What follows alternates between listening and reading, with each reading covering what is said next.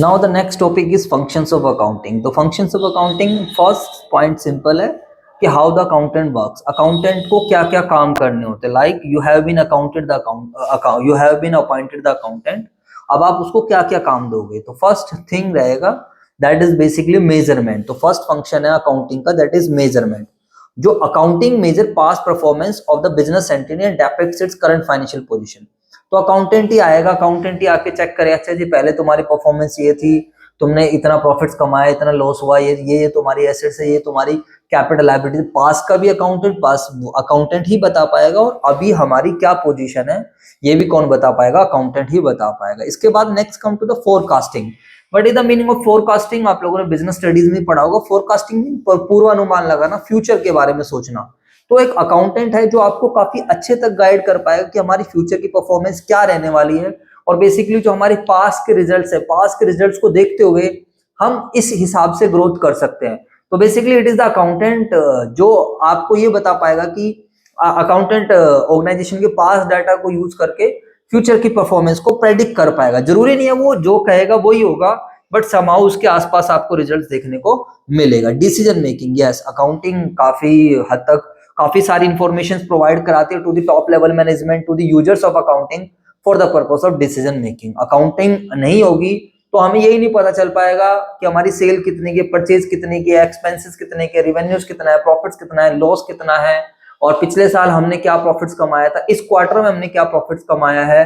तो जब हम एनालाइज ही नहीं कर पाएंगे basically how much we are earning, how much we are suffering the losses, तो how we can take the decisions.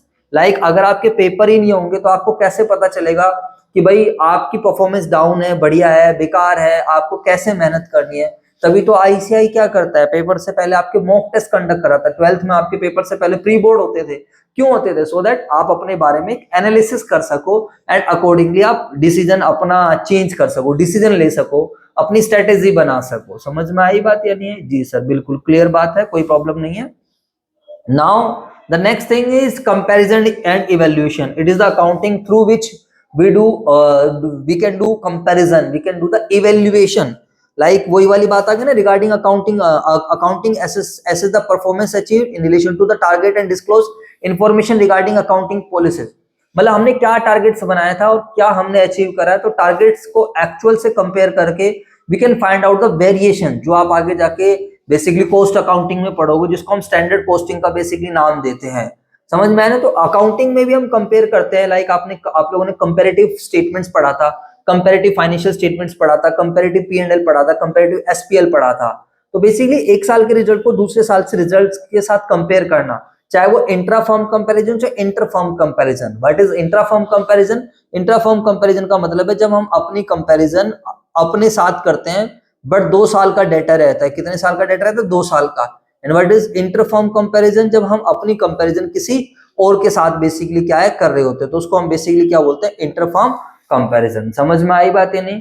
तो कंपैरिजन करना, इवेल्युएशन करना कि अच्छा कंपैरिजन हो गई, अब इवेल्यूट करते कि क्या पॉलिसी बनाई जाए, कौन से अकाउंटिंग पॉलिसीज फॉलो करी जाए, सो दैट कि हमारा रिजल्ट्स बढ़ सके, इंप्रूव हो सके. And now the next thing is control. What is the meaning of control? Control here simply means कि यार अकाउंटिंग ये जो ये बता पाती है कि हमारी क्या वीकनेस है. खाली अपनी स्ट्रेंथ पे मत काम करो. You also have to know the weakness of the organization, weakness of the operating system. Like यार किसी सिस्टम में प्रॉपर कंट्रोल नहीं लगा है, सारा काम कैश का हो रहा है, और जो कैशियर है वो कैशियर ही क्या कर रहा है? गड़बड़ घोटाला कर रहा है.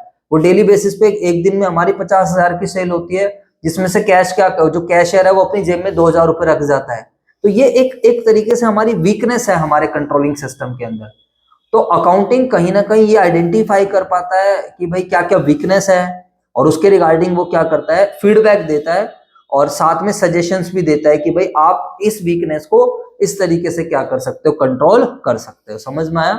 जी सर. उसके अलावा government regulation and taxation, accounting provide necessary information to the government to exercise control over the entity as well as in collection of tax revenue. तो अकाउंटिंग ही गवर्नमेंट को क्या करता है? प्रॉपर तरीके से बताता है कि हमारी सेल्स इतने की है, हमारा प्रॉफिट्स इतने का है, आप इसके बेसिस पर सेल्स टैक्स ले सकते हो, जीएसटी ले सकते हो, उसी के बेसिस पर आप हमारे से जो है प्रॉफिट पे इनकम टैक्स वगैरह ले सकते हो. समझ आया? तो basically these were the functions of accounting: measurement, forecasting, decision making, comparison and evaluations, ठीक है, कंट्रोल करना, गवर्नमेंट रेगुलेशन एंड अथॉरिटीज, ठीक है मेरे बच्चों, एंड टैक्सेशन, ठीक है। अब हम नेक्स्ट टॉपिक हम डिस्कस करेंगे बुक कीपिंग क्या होती है।